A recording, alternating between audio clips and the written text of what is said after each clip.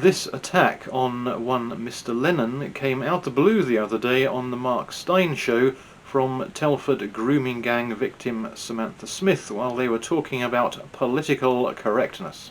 If we don't talk about these topics, this is why it's been able to be hijacked by certain members of the far right, Tommi Robinson, for example. I know that many people are fans of his work, but in my opinion, personally, I think that pariahs, those people that can be seen by the silent majority, by the moderates as extremists, they have been able to gain such a large platform on issues like CSE because no one else in the mainstream has been willing to talk about it. And that's why I'm so thankful for GB for continuing to highlight this issue, and you especially, Mark. If the pariah from the far right, as described above, was guilty of drawing attention to the religion and nationality of the perpetrators, though not the ethnicity, because if it was down to ethnicity then it would be Indians as well, and we know they're not part of the problem. But if he was guilty of that, then that would be rather bizarre criticism, because the young lady herself is not beyond drawing attention to the religion and nationality of the majority of the perpetrators, as in just 3 minutes previously. The majority of the victims of this particular type of crime, not child sexual abuse in general, but CSE group-based child sexual exploitation, are white working class girls, and the majority of the offenders are British Pakistani Muslim men. And so many politicians and party leaders are scared to admit that fact because they don't want to be accused of racism. If I am highlighting religious and national factors and you are highlighting religious and national factors, why am I the bad one?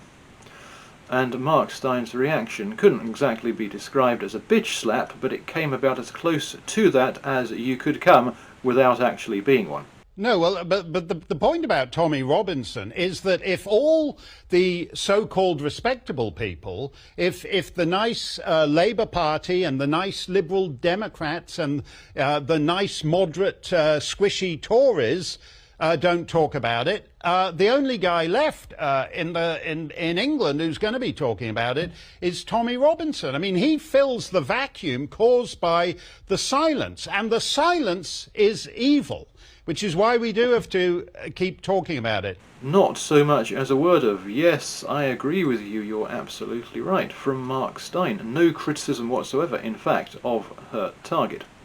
I was pretty sure he would pick up on this, so I checked his social media, and sure enough, thuswise, he commented, but a very magnanimous response in the circumstances. I won't besmirch her as she's a victim of sexual exploitation and so on, which is politer than I would have been. She didn't get anything like that kind of a measured response from his followers, somewhat predictably, and she hit out again, but without, bizarrely, saying that it was the followers who were being rude.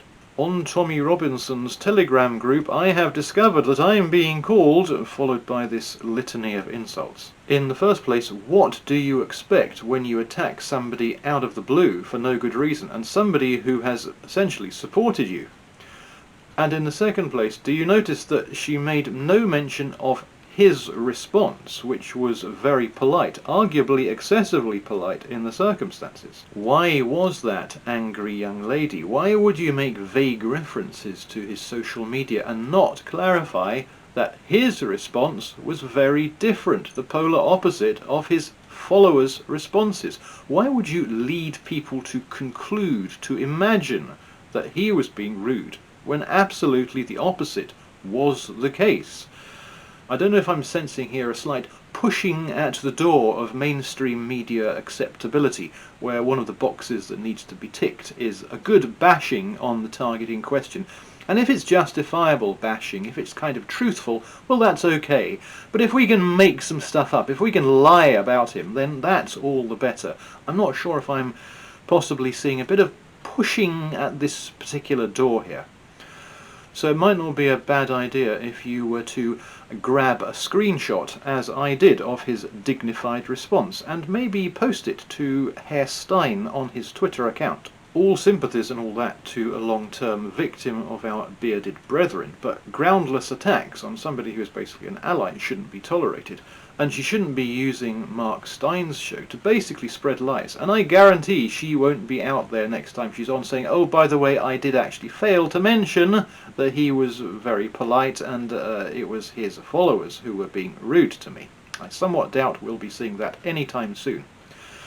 And it was with a bit of irony, if you take a look at the comments underneath this thread of hers where she posted that interview, that there are a lot of people having a go at her and trying to deny the reality of the phenomenon. You take a potentially mainstream media grabby swing at a perceived necessary target, and then you get accused of making the whole thing up. Possibly a little bit of karma in there. So on that subject, here are a few corroboratory highlights, and this will be part 2 of the video. Don't forget to click like, assuming you did like the video. Carrying on, this was the new Home Secretary recently. The grooming gang scandal is a stain on this country, and it's what happens when political correctness becomes more important than criminal justice. She doesn't specify, but the reference to political correctness would be totally redundant if it was about anything other than what it is we know she's talking about. Then Mr. Sunak. It's why I want to tackle the issue that all of you know is more pervasive in our country than we care to admit, and we don't talk about it enough, and that is the issue of grooming gangs. We need to actually record the ethnicity of the people doing this that we don't do today, and that is wrong. Yeah, nationality, like I mentioned above, not ethnicity, but again, we know exactly what he's talking about there. Now the then Prime Ministerial candidate, Liz Truss. In his report upon this, Tom Crowther QC, in effect said, at the heart of it all is the truth that dare not speak its name, and that is for political correctness reasons that cropped up in the conversation with Theo earlier. They didn't have the bottle to say, actually, the majority of these crimes are committed by male Pakistani gangs, because that would cause racial tension. Will you stop that? Absolutely, I will stop that. And what I will make sure is that those people who allowed that to happen are held to account, and we must never let this happen again. I mean, it's appalling that we first heard about the cases in Rotherham. We've since seen Oxford and Telford. Yeah. And this isn't just something that is going on in specific local areas. This is something that is an endemic problem. That one was pretty clear cut. And if you want even greater specificity, this was Majid Nawaz, who is a Muslim himself, talking on LBC a few years ago. Go to your smartphone and Google Ella Hill. She writes a piece in The Independent in which she describes the religious extremist terminology her abusers were using as they were sexually exploiting her as a child, in which she talks of how they called her an infidel and how they abused her race and her lack of Islamic faith, and justified treating her in this way because they viewed her as less than, because they believe themselves to be Muslim supremacists. Don't tell me that their Muslim identity had nothing to do with this. Called her an infidel, lack of Islamic faith, because they believe themselves to be Muslim supremacists. Have a look, that's her, Ella Hill. The list of prosecutions of Muslim Pakistani men in towns including Huddersfield, Oxford and Telford keeps getting longer. Gang grooming isn't like any other type of sexual abuse because there is a large element of racist and religious abuse involved too. As grooming victims, my friends and I were called vile racist names such as white trash and Kafir girl as we were raped. Our Sikh and Hindu friends, who were also targeted by Muslim Pakistani gangs, were disparagingly called Kafir slags too. Muslim rape victims were called coconuts for acting white, which means brown on the outside, white on the inside, a term that is racist to both brown and white people at the same time.